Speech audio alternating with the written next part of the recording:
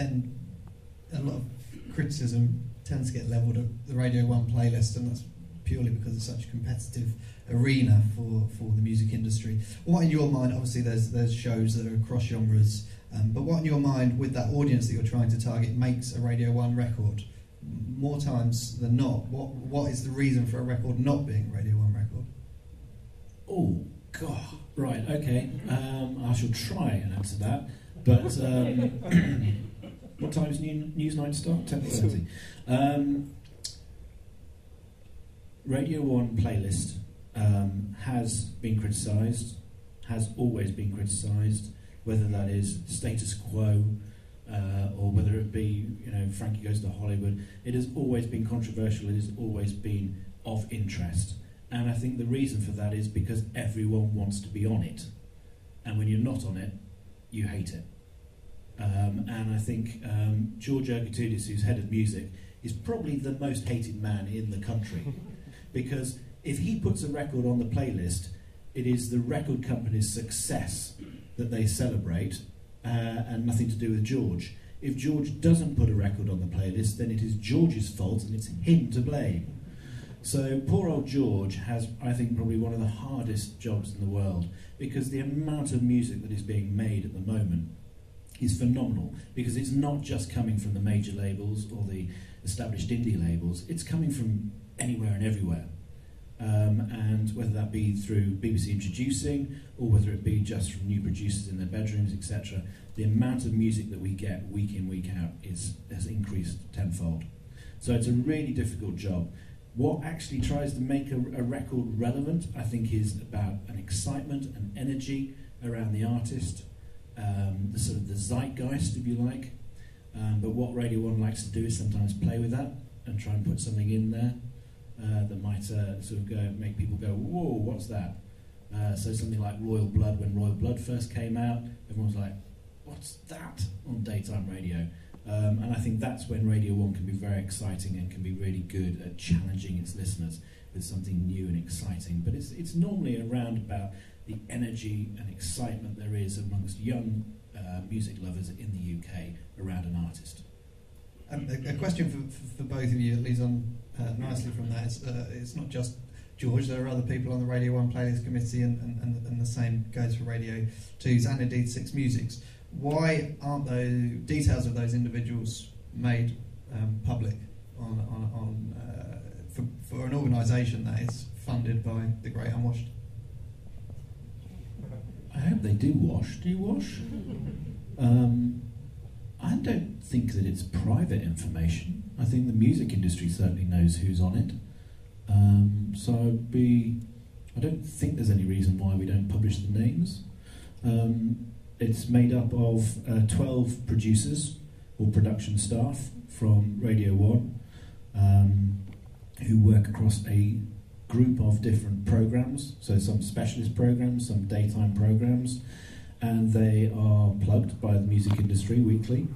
And they also take not only that information from the music industry, but they also take the information from their DJs, because a lot of the specialist presenters are obviously out week in, week out, playing music and seeing whether records fill dance floors and feeding that information back. So there's a really good machine inside Radio 1 of genre-specific experts in the evening who will get the best of that genre, then feed it through to programmes like Hugh and Zane's programme, and again, multi-genre sort of shows, but the cream of the crop rises to the top. And then that feeds into the playlist committee and the playlist decisions.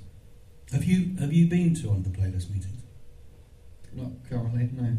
Because I've not been to Radio 1's, but and I don't normally go to playlists, but I have been to both the Six Music and Radio 2 playlist. It's chaired by Jeff Smith with, as Ben said, similarly a broad sweep of production team, representation and expertise, and it's the most phenomenal gathering of minds and hearts, and it's a brilliantly chaired but pretty forensic set of debates that go on, and in the end they're led by people who've accrued great expertise in their field, Jeff Smith and George. So I think they're not.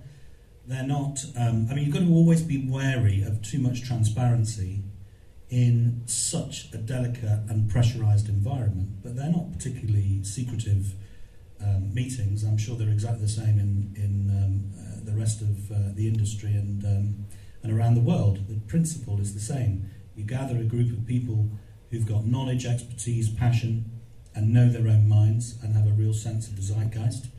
And in the BBC, you trust them. I tell you what, though, they're much more serious than they used to be.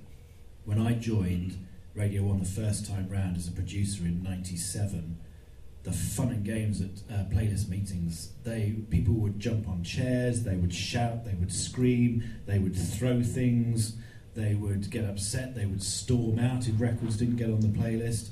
It was a lot of fun.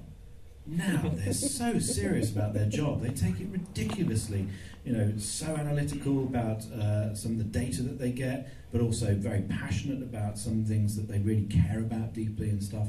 So serious. It was really quite good fun though in '97 when everyone was just shouting and screaming and trying to get their pet projects on.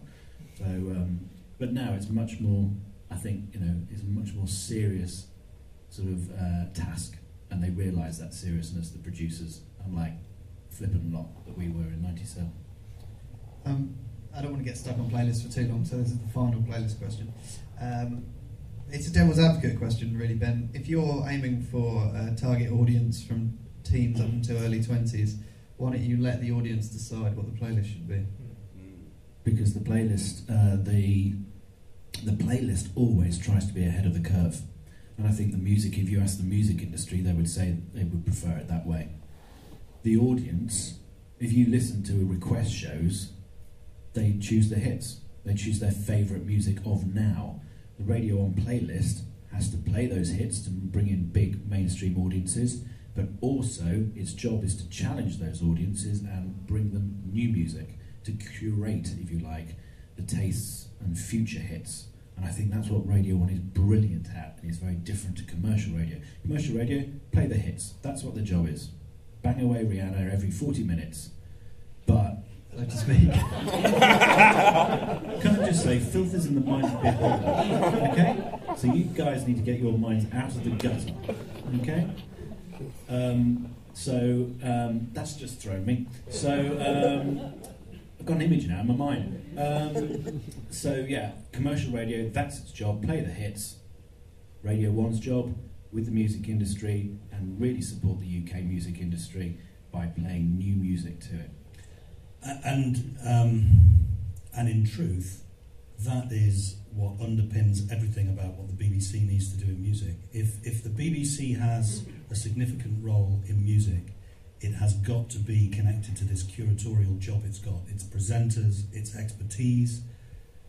Again, the fact that it has a responsibility to be committed to the development of new, to leading tastes, not following them, and that's fine. I think it's a good fit with the commercial sector.